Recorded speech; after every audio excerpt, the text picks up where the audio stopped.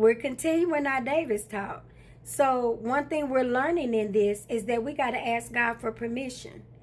And I don't mean the ignorant part of it, like, God, can I wear red today? No.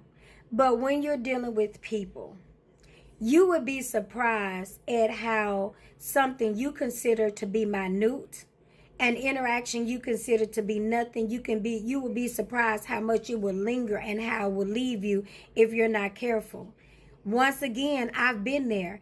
There are times where I've done things and I'm like, oh, I can't just leave that person. Okay, I got to figure out how to do something better. I got to do this. I'm not just going to leave them. I don't know. Maybe that was just me. Maybe it was that. I did all of the talking and, I talked my husband about it to death and agreed that maybe I should do this. Did everything, but I never asked God, should I go? Should I do this? Should I move?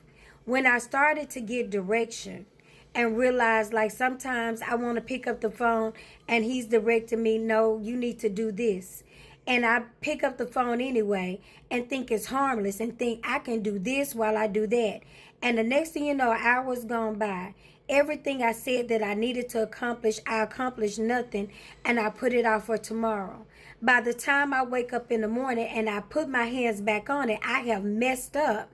And now I'm having to put out a fire because something I promised and said I was going to do, I didn't get done. And now I thought, oh, I just got time. And it's like, no, see, now it's escalated. Now it's a situation. Now it has moved on because I did not seek God for permission. I did not see God. Do I need to even entertain that? If I didn't entertain it when I was down, if I didn't do it and I didn't put my hands on it, I had to stay focused. Who is to say that I need to get off focus? Why is that person or that distraction so important to me that I would allow it to get me off focus? Then I had to check my motives.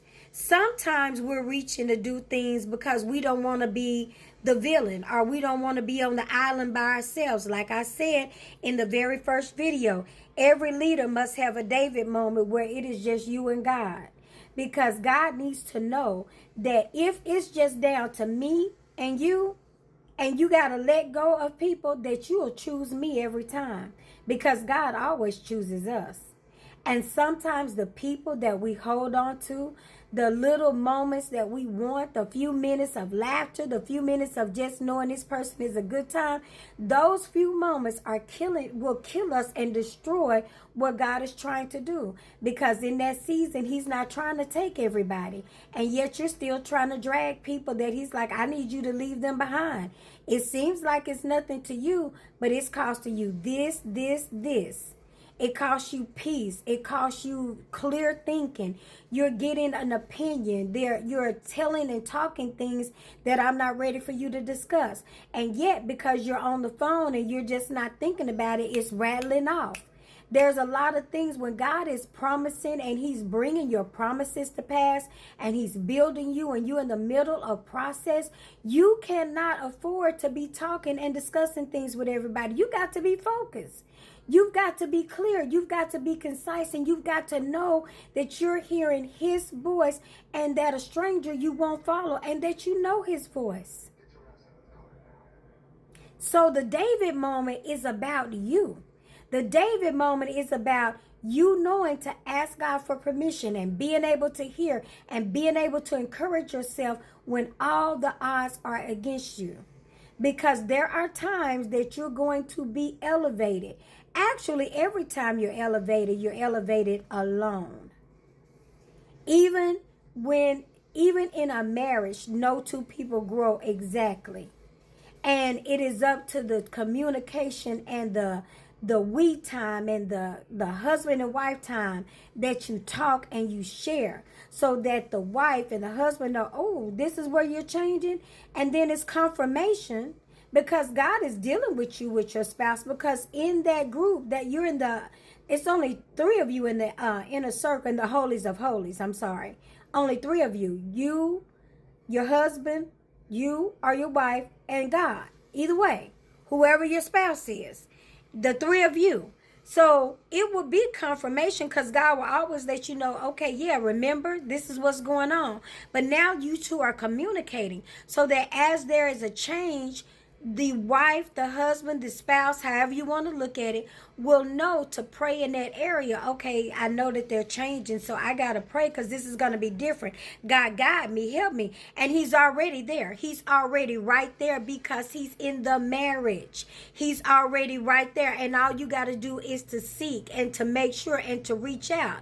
But if you're getting guidance about that marriage and about that change from somebody outside, from a girlfriend who does not, I don't care if she's married or not, she does not know what's going on with you all. But God forbid if the girlfriend is single and she's telling you it doesn't make sense. It does not make sense because she is not in the marriage. It does not make sense because she is not in covenant. It does not make sense because she is not married. All I'm saying is that we got to make sure where and from whom we're getting the permission. You get the permission from God. And when God gives you permission, it does not matter what anybody else says.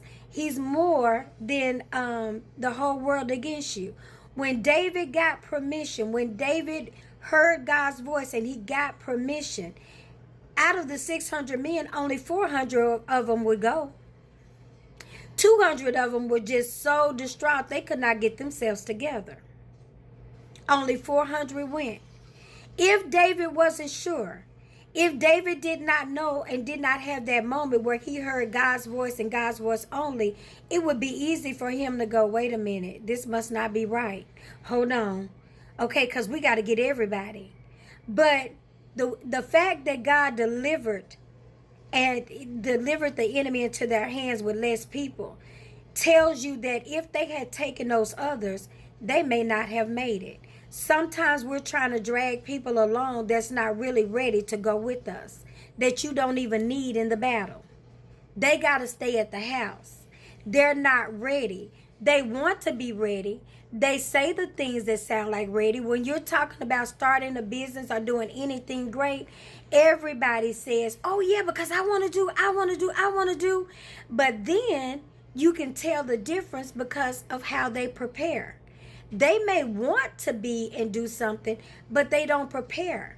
And you can always tell what they're ready for by how they prepare. I have learned to not try to correct and, say, okay, well, wait a minute, you still... No, that's not my job. We talk about it. If you want to do it, I'll know. I will know whether or not you're in it. I will know whether or not you're sincere by how you move.